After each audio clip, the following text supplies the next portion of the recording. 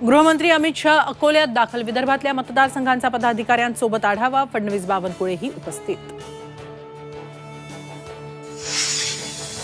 शिंदे फडणवीस अजित पवारांची आज अमित शहांसोबत बैठक। महायुतीचा जागा वाटपाचा तिढा सुटण्याची शक्यता। मवियाचा जळगाव कोल्हापूरचा तिढा सुटला। रामटेक आणि दक्षिण मध्य मुंबईवरून चुरस। उद्या महत्त्वाची बैठक। आंबेडकरांनाही बैठकीचं निमंत्रण। भाजपसोबत जाणार नाही याची लेखी हमी द्या। प्रकाश आंबेडकरांचं जितेंद्र आव्हाडांच्या पत्राला उत्तर।